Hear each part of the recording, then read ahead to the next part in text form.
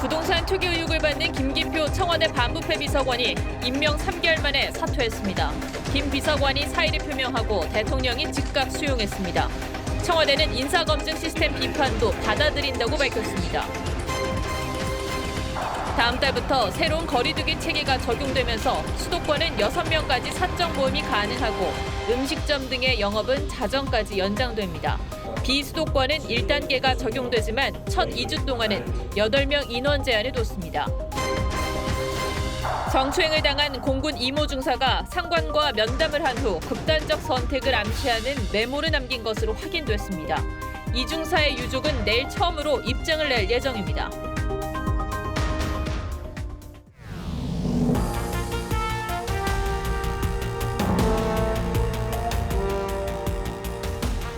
시청자 여러분 안녕하십니까. 뉴스7의 김명우입니다.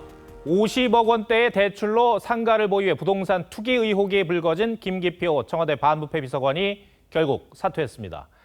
반부패 비서관에 임명된 지 3개월여 만입니다. 현재 부동산 관련 민심을 감안하면 경질로 보는 게 맞을 것 같습니다.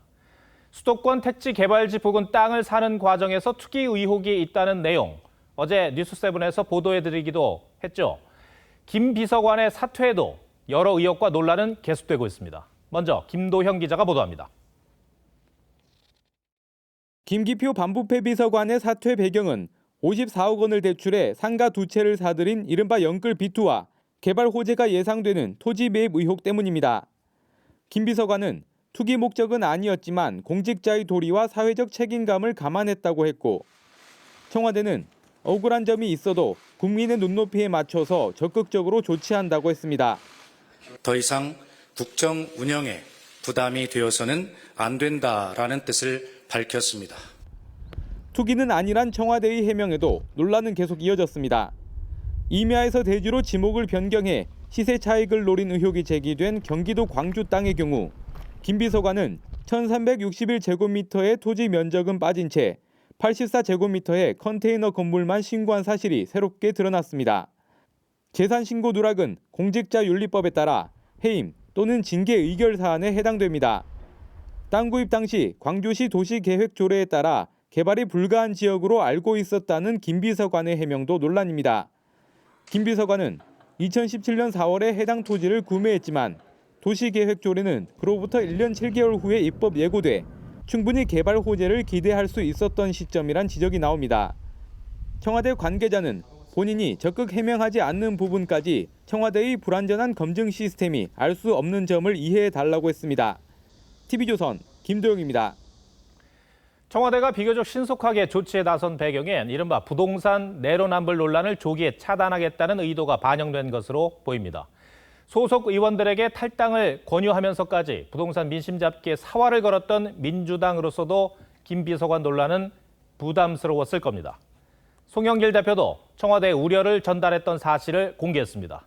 윤수영 기자가 보도합니다. 김기표 비서관의 사퇴는 영끌 대출과 투기 의혹 논란이 불거진 지 불과 이틀 만에 이뤄졌습니다. 속전속결 배경엔 부동산 내로남불에 대한 청와대의 부담이 작용했다는 관측이 나옵니다. 앞서 2019년에는 김의겸 당시 대변인이 10억 원의 대출을 받아 흑석동 건물을 매입한 사실이 드러나 대변인직에서 물러났고, 김상조 전 정책실장은 임대차 3법 시행 직전 아파트 보증금을 대폭 올려 내로남불이란 비판을 받았습니다. 정말 죽비를 맞고 정신이 번쩍 들 만한 그런 심판을 받았다 생각하고요. 또 다주택 논란 끝에 물러난 김조원 전 수석에 이어 공직기강을 책임지는 민정수석실에서 투기 의혹이 불거진 것도 청와대 입장에선 당혹스러울 수밖에 없습니다. 부동산 관련 의혹이 제기된 의원들에게 탈당을 압박할 만큼 부동산 민심 회복에 사활을 걸어온 민주당으로서도 김 비서관 논란에 허탈감이 적지 않았습니다. 송영길 대표는 너무 안이하게 인사검증을 한 게 아닌가 하는 지적이 있었다며 청와대에도 민심의 우려를 전달했었다고 말했습니다. 특히 송 대표의 이 같은 발언엔 탈당 권유에도 불구하고 3주째 버티고 있는 소속 의원 5명에 대한 압박 성격이 있다는 해석도 나옵니다. TV조선 윤수영입니다. 정부가 다음 달부터 적용할 사회적 거리두기 적용 방안을 확정했습니다. 예고한 대로 기존보다 방역 조치가 크게 완화됐습니다. 다음 달 7월 1일부터 서울을 포함한 수도권에서도 6명까지 사적 모임이 가능해지고 밤 12시까지 술을 마실 수도 있습니다. 그러나 신규 확진자 수가 많이 줄지도 않았고 백신 접종률도 안심할 단계는 아닙니다. 변이 바이러스의 유행까지 생각한다면 경계심을 풀어서는 안 되는 상황입니다. 먼저 박상준 기자가 보도합니다. 다음 달 1일부터 적용되는 새 거리두기 개편안은 모두 4단계입니다. 2단계는 사적 모임은 8명, 식당과 카페, 유흥업소 영업은 12시까지 가능합니다. 방역당국은 서울 등 수도권은 2단계를 적용하기로 했습니다. 또 비수도권은 사적 모임과 영업시간 제한이 없는 1단계를 적용합니다. 다만 예고대로 수도권은 2주간 사적 모임이 6명까지만 허용됩니다. 1단계가 적용되는 비수도권 가운데서도 부산과 광주, 대전 등은 2주 이행 기간 동안 사적 모임을 8명까지, 관광객이 몰리는 제주는 6명까지로 허용하기로 했습니다. 2주간의 이행 기간을 두고 현장의 방역 상황을 특별 점검하면서 기본 방역 수칙 실천을 강조할 예정입니다. 부산은 유흥시설 종사자 선제 검사를, 대전은 종교시설 소모임 금지 등의 방역 조치를 강화하기로 했습니다. 새 거리두기 개편안을 먼저 시범 적용한 전라, 경상, 강원도 일부 지역과 충남은 바로 사적 모임 제한이 없어집니다. 새로운 거리두기 체계는 일상 회복과 방역의 균형점을 좀 더 나아가게 하는 우리 사회 모두의 성과이자 진전입니다. 방역당국은 사적 모임 제한이 완화되더라도 대규모 모임은 자제해달라고 당부했습니다. TV조선 박상준입니다.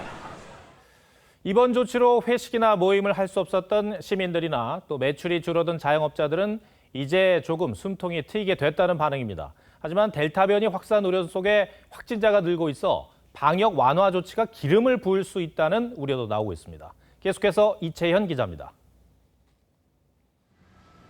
새 거리두기 2단계가 적용되더라도 수도권의 영화관과 PC방, 학원과 놀이공원 등은 운영시간 제한을 받지 않습니다. 종교 활동은 전체 수용 인원의 30%까지 가능해지고 결혼식 등의 행사는 100명 미만까지 할 수 있습니다. 네, 거리두기가 이제 완화되는 만큼 사람들도 많이 모일 수 있고 이렇게 해서 좋은 거고, 그렇게 되면 영업시간이 좀 지나도 일하기가 좀 마음적으로 편할 것 같아서요. 하지만 델타 변이가 확산되는 가운데 확진자가 증가 추세여서 우려는 남아 있습니다. 최근 일주일간 일평균 확진자는 491명으로 전주 444명에 비해 50명 가까이 늘었습니다. 특히 서울은 201명으로 현행 5인 이상 사적 모임 금지 조치가 가능한 새 거리두기 개편안 3단계에 해당합니다. 앞으로 일주일 정도 더 봐가면서 15일 될 때까지 2주일간에 서울 수도권의 경우 3단계 수준으로 간다면은 3단계로 해야 되겠죠. 방역 당국은 사회 경제적인 피로감과 지역별 의료 상황 등을 감안해 내린 결정이라면서도 서울의 경우 유행 상황이 커 추가 방역 조치를 검토하고 있다고 밝혔습니다. 또 델타 변이 바이러스 유행 국가도 추가 지정해 입국 관리를 강화할 방침이라고 설명했습니다. TV조선 이채연입니다. 이 우려되는 델타 변이 바이러스는 빠른 속도로 확산하며 92개국으로 퍼졌다고 합니다. 다음 달 올림픽을 앞둔 일본도 비상인데 델타 변이가 유행하는 6개 나라의 선수단에 7일 동안 매일 코로나 검사를 받으라고 요구했습니다. 신은서 기자가 보도합니다. 예약 없이 방문해도 백신을 맞을 수 있는 팝업식 접종센터입니다. 주말 동안 영국에서 수백 곳이 문을 열었습니다. 델타 변이 확산으로 코로나19 확진자 수가 급증하자 백신 접종에 더욱 속도를 내는 겁니다. 최근 영국 내 하루 확진자는 18,000여 명 발생해 5개월 만에 최대치를 기록했습니다. 다만 사망자 수는 하루 20명 정도로 유지됐는데 백신 접종 덕분에 감염과 사망 간 연결이 끊겼다는 분석이 나왔습니다. 세계보건기구는 나아가 백신 접종을 마쳐도 안전하지 않다며 마스크를 계속 쓰라고 했습니다. As some countries ease public health and social measures, we're starting to see increases in transmission around the world. 델타 변이는 이제 92개국으로 확산한 상태입니다. 하루 18,000명 넘게 확진된 남아프리카 공화국의 지배종이 됐고 브라질에선 감염자 10여 명 가운데 첫 사망자가 나왔습니다. 각국은 방역 수위를 높였습니다. 포르투갈 리스본엔 주말 동안 이동 제한령이 내려졌고 호주 시드니 등은 2주간 봉쇄됐습니다. 올림픽을 앞둔 일본은 델타 변이가 유행 중인 인도 등 6개국의 선수단에게 출국 전 7일 동안 매일 코로나19 검사를 받아 결과를 제출하도록 했습니다. TV조선 신은서입니다. 정치권에선 내일부터 이른바 대선 슈퍼위크가 시작됩니다. 아직 변수는 남아있습니다만 월, 화, 수 이렇게 모두 여야 대권 잠룡들의 일정이 예고돼 있습니다. 여야 주자들의 움직임을 이태희 기자가 취재했습니다. 화요일 윤석열 전 검찰총장의 정치 선언이 예고된 가운데 이재명 경기지사도 수요일 대선 출마 선언을 검토 중입니다. 민주당 김두관, 국민의힘 홍준표 의원과 황교안 전 대표 출마 선언도 모두 이번 주에 몰렸고 최재형 감사원장이 내일 사의를 표명할 거란 전망도 나옵니다. 민주당은 예비후보 등록 마감인 오는 30일 사실상 대진표가 확정되는데 여권 잠룡인 정세균 전 총리는 결선 단일화 가능성을 부인하지 않으며 이른바 반이재명 연대 가능성을 열어뒀습니다. 이 지사도 출마 선언식에서 당내 견제에 대한 입장 표명을 할 것으로 보입니다. 희귀한 동물들을 데려다가 사람들을 모아놓은 다음에 가짜 약을 팔던 시대가 있었습니다. 이제는 그런 식으로 약팔 수 없습니다.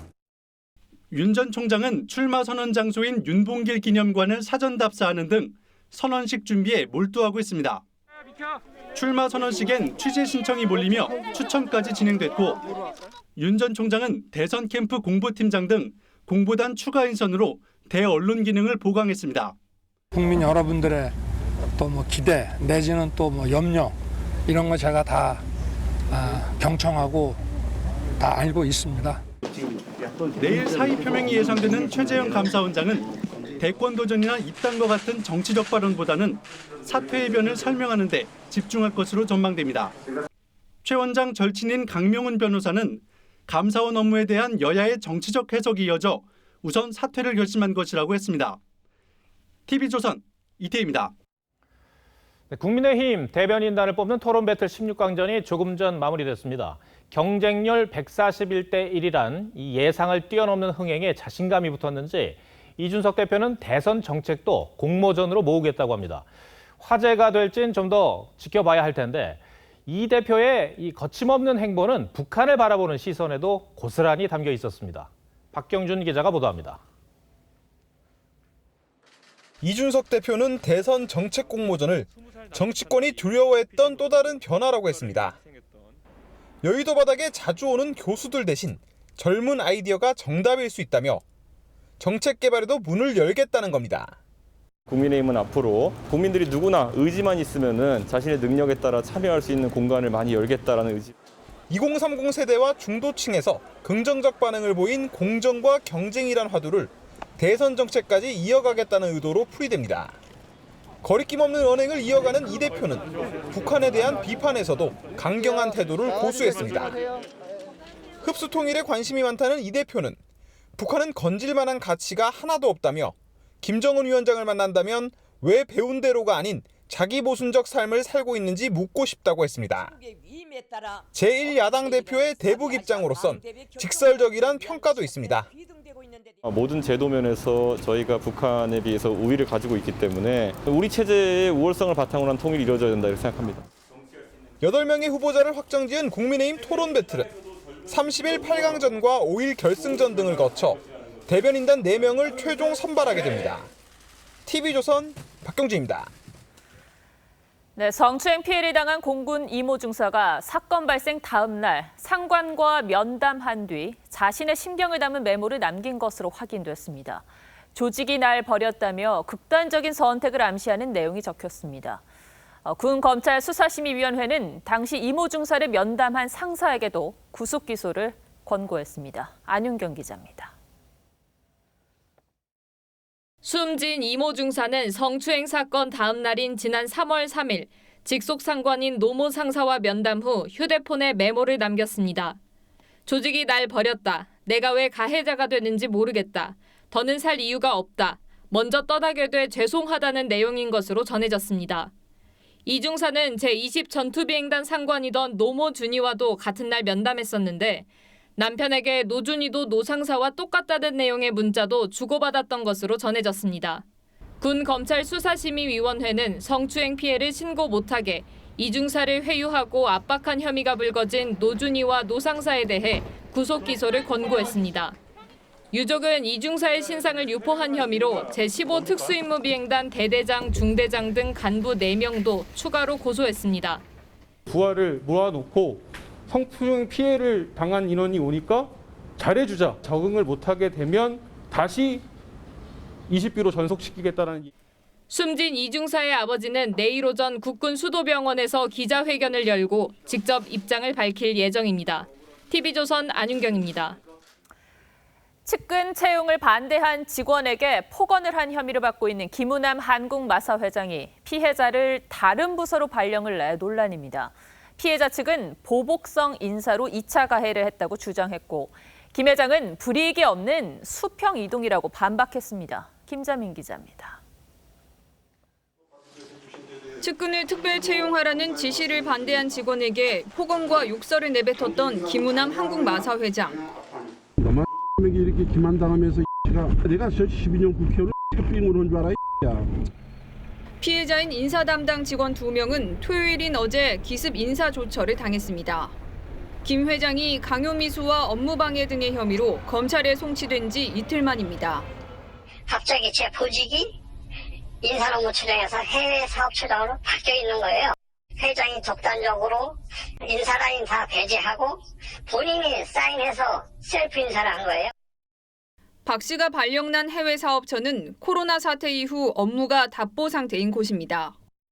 피해자들은 타 부서 전보를 원치 않는다고 밝혔는데도 전보 조치를 한 건 2차 가해라고 호소했습니다. 그러자 김 회장 측은 급여 손실 등 불이익이 없는 수평 이동이라며 보복성 인사라는 주장은 자의적 판단에 불과하다고 반박했습니다. 2차 가해가 우려된다는 공문까지 보냈던 농식품부는 김 회장의 인사 강행에 당황해하는 분위기입니다. 인사권자가 이런저런 검토를 해서 인사 발령을 했다고 하니 법적으로 다툴 수밖에 없는 그런 상황입니다. 피해자들은 이번 주 초 직무 원상복귀를 요구하는 가처분 신청을 낼 예정입니다. TV조선 김자민입니다. 20, 30대 공기업 직원들이 취업 준비생들의 고민을 들어주고 조언을 해주는 자리를 마련했습니다. 이런 취업 설명도 있었지만 이들은 주로 공정 경쟁에 대한 의견을 나눴는데요. 특히 비정규직에 무리한 정규직 전환에 대한 비판이 나왔습니다. 권형석 기자가 MZ세대 직장인과 취업 준비생들의 목소리를 들어봤습니다. 서울 종로구 한 카페 옥상이 청년들로 가득합니다. 국민건강보험공단과 서울교통공사 소속 20, 30대 직원들이 주최한 공정문화제입니다. 취업준비생의 자기소개서와 면접을 조언해주는 자리였지만 공기업 취업에서의 공정 경쟁에 대한 의견을 나누는 토크 콘서트 형식으로 진행됐습니다. 자기의 실력에 맞게 결과가 나오는 것이 공정하다라고 생각합니다. 참석자들은 현 정부의 공공부문 비정규직 정규직화 정책에 대한 비판적 의견이 주를 이뤘습니다. 230대 1 정도의 그런 채용 과정을 거쳐서 들어왔기 때문에 조건 없는 정규직화, 자회사로 이렇게 편입되는 것은 저희에게는 박탈감이 느껴지는. 공공기관 취업준비생들도 상대적 박탈감에 대해 목소리를 높였습니다. 공정한 채용이 제일 먼저 우선시 돼야 되는데 최근 사례들을 보면 그렇지 않고 있어서 저도 그 부분에 있어서 많이 답답하고. 공공기관이다 보니까 어떤 공정성을 굉장히 강요하면서 그런 인재상을 맞추고 있는데 거기에서 오는 괴리감? 일각에선 지난해 인천국제공항 정규직화 논란처럼 콜센터 근로자 정규직화 문제가 불거진 건보공단과 서울교통공사도 상당한 진통을 겪을 것이란 전망도 나옵니다. TV조선 권영석입니다. 세입자의 주거 안정을 돕겠다는 취지로 지난해 7월부터 임대차법이 시행됐습니다. 1년 가까이 지났는데 임대차법은 세입자들을 보호했을까요? 전셋값은 오히려 매매가보다 더 많이 올랐고 불과 7건이던 집주인과 세입자의 분쟁은 1년 만에 100건이 넘었습니다. 문제는 전세난이 해결될 거라는 전망도 밝지가 않습니다. 송병철 기자입니다. 서울 반포의 한 아파트 단지. 지난달 전용 면적 85제곱미터의 전세가 20억 원에 거래됐습니다. 10개월 전보다 3억 원이 올랐습니다. 같은 면적 530세대 중 전세 매물도 1개뿐입니다. 1년 전에는 한 15억 이 정도 했죠. 15억 전후. 지금은 물건이 없어요.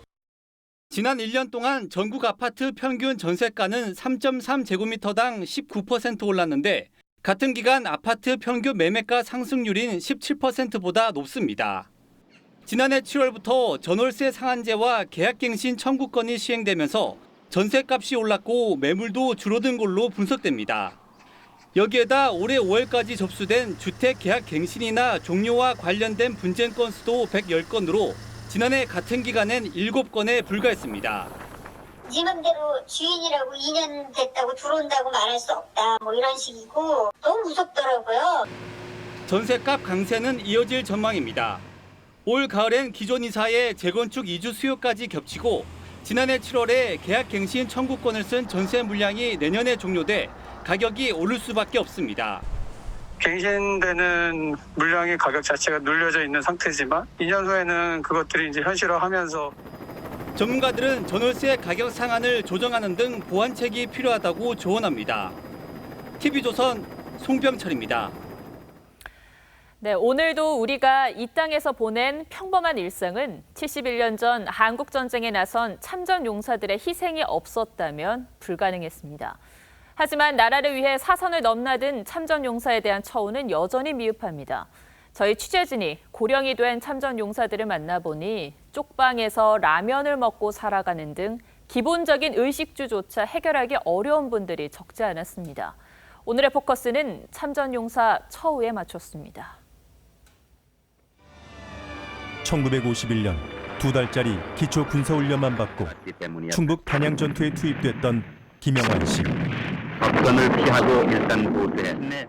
소위 계급장을 달았던 20살 청년은 백발성성한 91살 예비역 대위가 됐지만 김 씨의 삶은 한국전쟁 때나 지금이나 버겁긴 마찬가지입니다. 국가에서 지금 받는 보상금 가지고는 좀 부족하거든요. 그래서 이제 저는 햇반이라든가 뭐 이런 그 이제 라면이라든가 이런 걸로 이제 끼니를 이제 연장해 왔죠. 억지로 살아나가죠.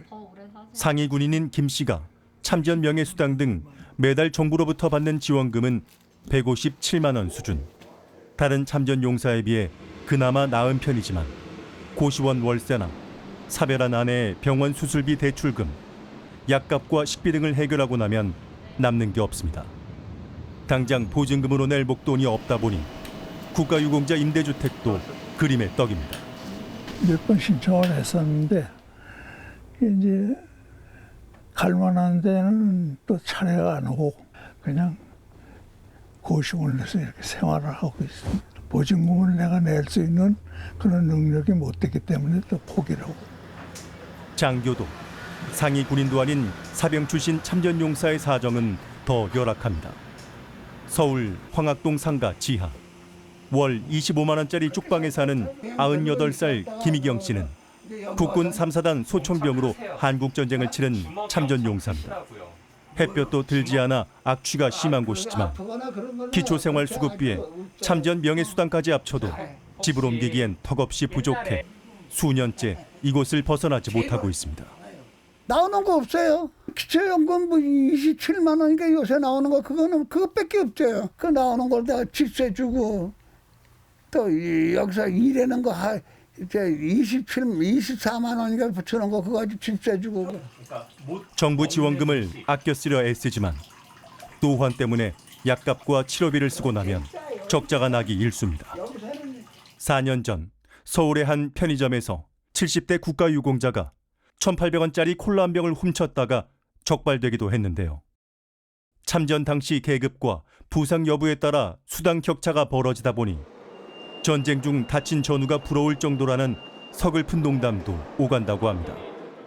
고령인 탓에 국가유공자 혜택을 제대로 몰라 신청조차 못한 참전용사도 상당수입니다.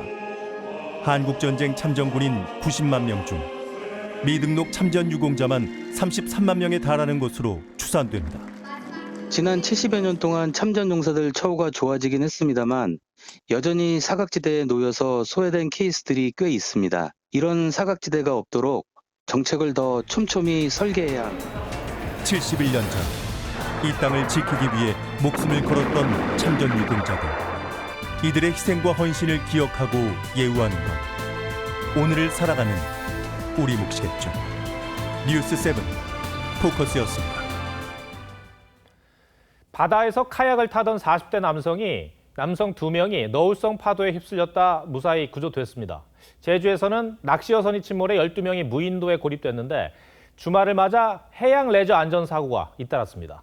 김다로 기자가 보도합니다.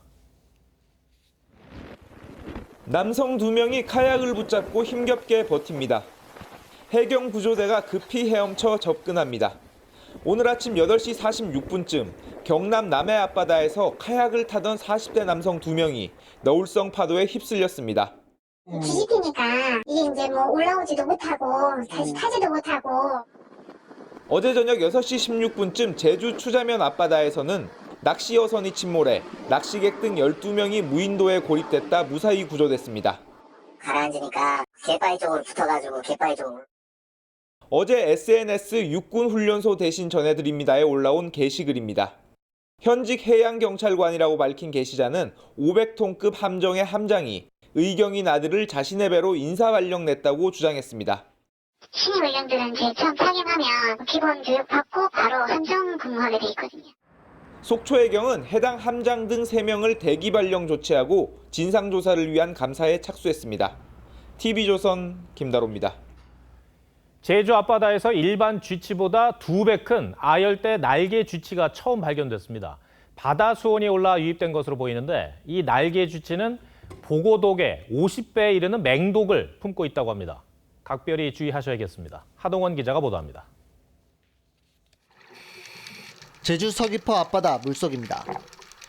물고기가 떼지어 헤엄치는 해조류 사이에 커다란 쥐치 한 마리가 눈에 띕니다. 노란색 몸통에 반점이 새겨진 날개 쥐치입니다. 날개 쥐치는 몸 길이 50cm로 일반 쥐치의 2배에 이릅니다. 몸속에 펠리톡신이라는 성분을 지녔는데 보고독의 50배에 이를 정도라 섭취하면 목숨을 잃을 수도 있습니다. 아열대에 서식하는 맹독성 날개 쥐치가 국내 연안에서 포착된 건 이번이 처음입니다. 어떤 종들이 유입이 되는지 그리고 또 어떤 형태로 유입이 되는지 그에 따른 그런 모니터링 연구 조사가 강화될 거라고 판단이 되고 있습니다. 제주에서는 지난 2015년 청산가리 독성의 10배인 아열대 파란선 문어가 나타나 피서객 한 명이 다치기도 했습니다. 우리바다 수온은 지난 50년 동안 1.18도 올랐습니다.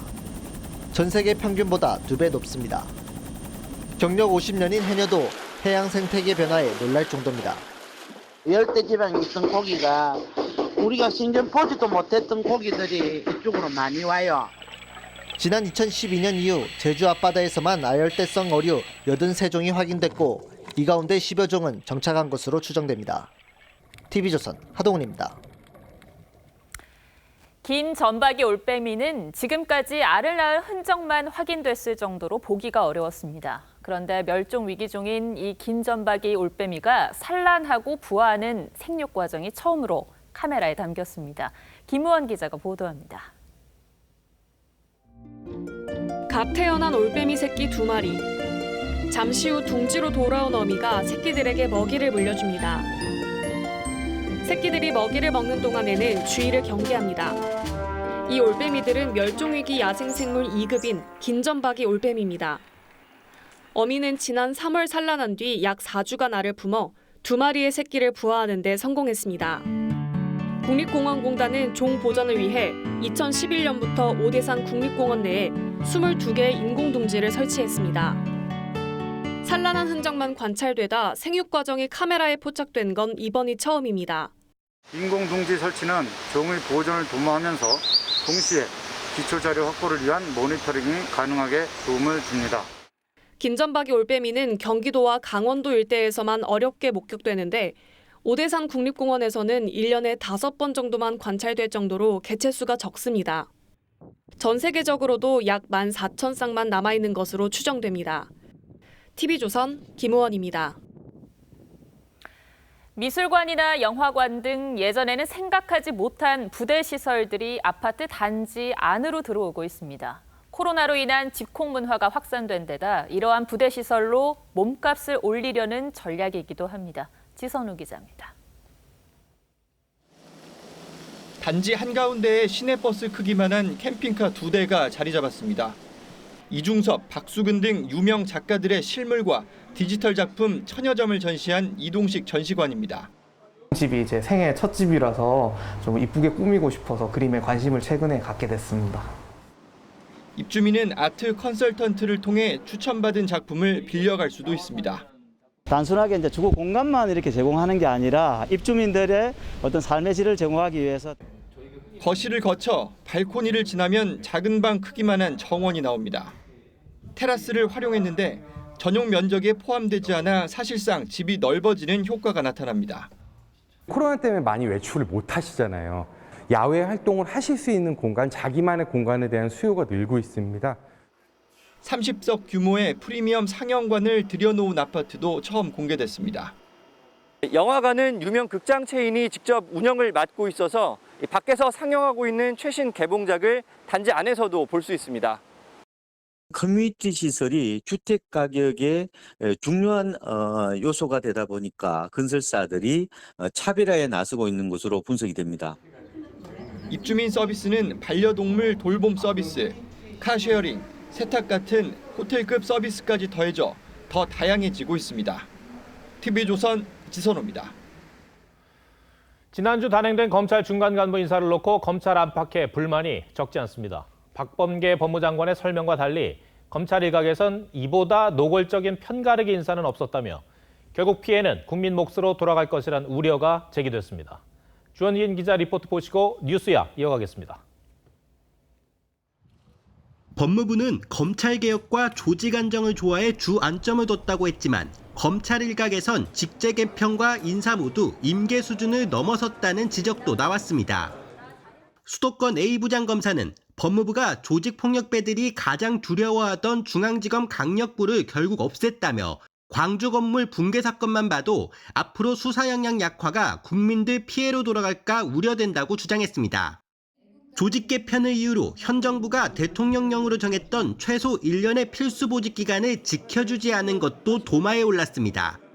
다른 검찰 간부는 판사들은 2, 3년 단위로 보직을 바꾸는데 현 정부 들어 검사들이 1년도 채 안 돼 자리를 옮기는 상황이 빈번해졌다며 검찰의 수사 기소 역량이 약화될 수밖에 없다고 주장했습니다.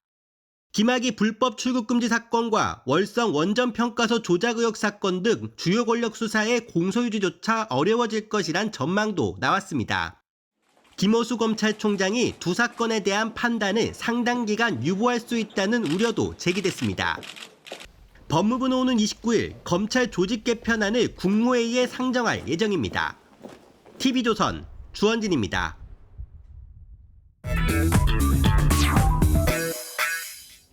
뉴스야 시작합니다. 정치부 서주민 기자 나와 있습니다. 첫 번째 물음표 볼까요? 네, 첫 번째 물음표는 4년 만에 달라진 타임으로 하겠습니다. 네, 미국의 유명한 시사 주간지죠. 타임지. 네. 문재인 대통령이 타임지의 표지 모델로 등장한 것이 이번이 두 번째죠.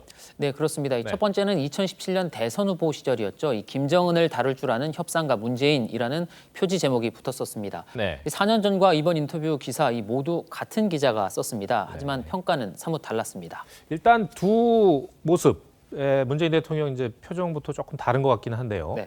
평가가 어떻게 달라졌다는 겁니까? 예, 이 4년 전 해당 기자는 문재인의 이 대북 포용 정책이 성공할 여지가 있다라고 했었는데 이제는 얼마 남지 않은 임기 또 외교적인 상황 등 현실이 만만치 않다라고 진단했습니다. 흥미로운 건 김정은 위원장을 바라보는 문 대통령 본인의 이 평가도 조금 달라졌다는 겁니다. 후보 시절인 4년 전에는 김정은이 비합리적인 지도자라고 할지라도 대화를 해야 한다라고 제안을 했었는데 이번 인터뷰에선 매우 솔직하고 의욕적이며 강한 결단력을 보여주었다면서 국제적인 감각도 있다라고 김정은 위원장을 평가했습니다. 네. 그런데 정말로 인터뷰했듯이 김정은 위원장을 저렇게 생각하는 겁니까? 아니면 미국이라는 나라가 있으니까 어떤 외교적인 정치적 의도가 있는 겁니까? 어떻게 봐야 됩니까? 예, 뭐 일단 대화를 직접 해봤던 경험이 영향을 미쳤을 수도 있고요. 예. 이 말씀하신 대로 또 대화의 모멘텀을 유지하기 위한 의도된 발언일 수도 있습니다. 예, 하지만 타임은 김 위원장에 대한 문 대통령의 옹호를 이 망상이라는 표현까지 써가면서 비판했습니다. 김 위원장이 고모부와 이복형을 냉혹하게 살해했고 또 고문과 강간 등 반인륜적인 범죄를 주도한 인물이라는 점을 잊지 말아야 한다는 겁니다. 이 국제인권단체 휴먼라이츠 워치도 반인륜 범죄로 재판을 받아야 할 김정은을 가치 있는 지도자로 묘사하고 있다고 비판했습니다. 예. 타임즈의 기사가 이렇게 썩 우호적이지가 않아요, 보니까. 예, 그렇습니다. 물론 기사야 기자의 권한이지만 이 우방국 정상에 대한 인터뷰 기사치고는 상당히 비판적이죠. 그래서 우리로서는 조금 기분이 좋을 수는 없을 겁니다. 그런데도 청와대는 두 번째 타임 표지 촬영을 부각하는 홍보 영상을 홈페이지에 올렸습니다.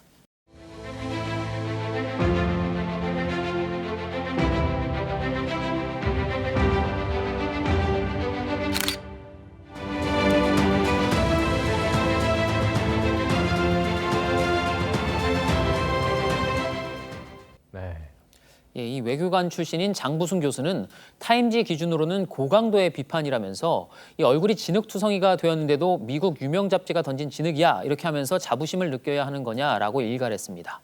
첫 번째 물음표 정리해 주시죠. 예, 첫 번째 물음표 4년 만에 달라진 타임의 느낌표는 부족한 대통령의 시간으로 하겠습니다.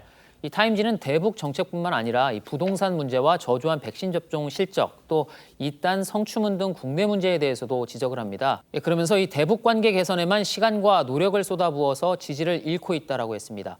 문 대통령 스스로도 시간이 얼마 남아있지 않다라는 것을 알고 있다고 한 만큼 남은 대통령의 시간을 어디에 또 어떻게 써야 할지 고민해야 할 시점인 것 같습니다. 네. 두 번째 물음표는 뭡니까?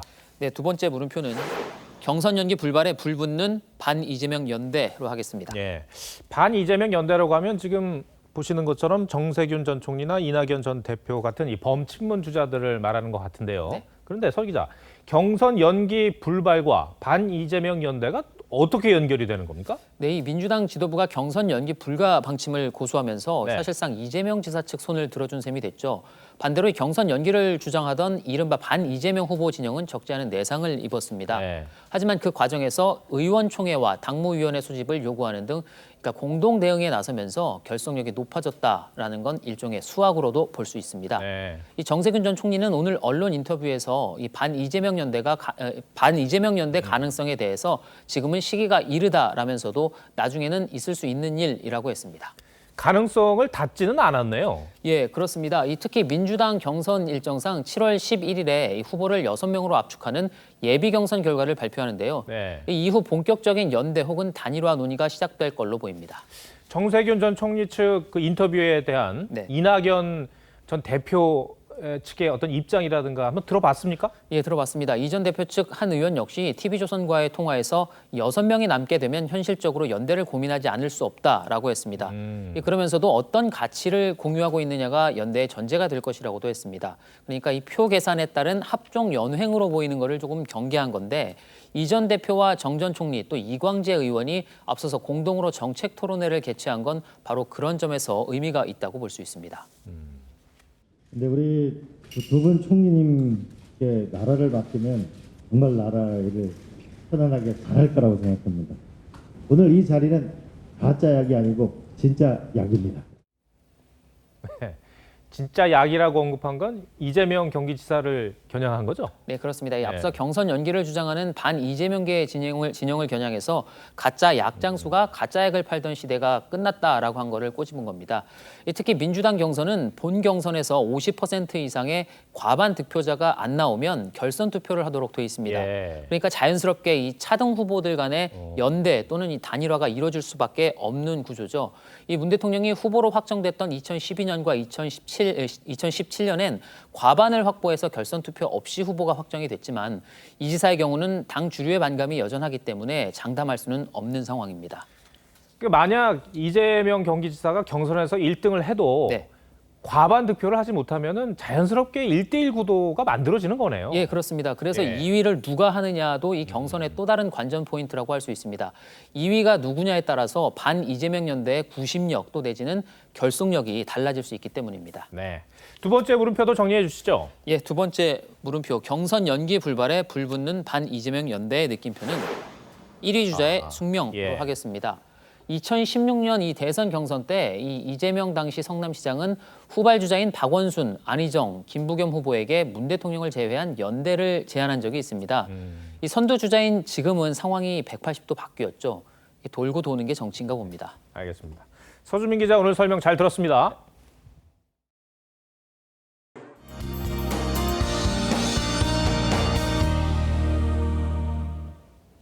계속해서 외출하실 땐 우산을 챙겨 다니시는 편이 좋겠습니다. 내일도 소나기 소식이 있는데요. 강수량은 지역별로 차이가 크겠습니다. 곳에 따라서는 천둥 번개가 치고 우박이 떨어지는 곳도 있겠습니다. 기온은 오늘보단 약간 낮겠지만 여전히 덥다고 보시면 되겠습니다. 내일 낮 기온은 서울이 29도, 대전 30도, 대구는 28도를 보이겠습니다. 다만 동해안 지역은 동풍이 불면서 날씨가 조금 다르겠습니다. 강릉이 24도 등으로 기온이 상대적으로 낮겠고요. 비도 조금 오겠습니다. 바다의 물결은 대체로 잔잔하겠고요. 서해상에는 안개가 짙게 끼겠습니다. 다가오는 한 주 동안에도 보통 이맘때 수준의 더운 날씨가 이어지겠습니다. 날씨였습니다. 2018년 4월 27일 남북 정상의 도보다리 회담. 이 장면이 연출된 쇼든 뭐든 적어도 남과 북이 얼굴 붉힐 일은 없을 것이란 희망을 가졌습니다. 그러나 2년 뒤 북한은 대북전단 살포를 꼬투리 잡아 남북 공동연락사무소를 폭파합니다.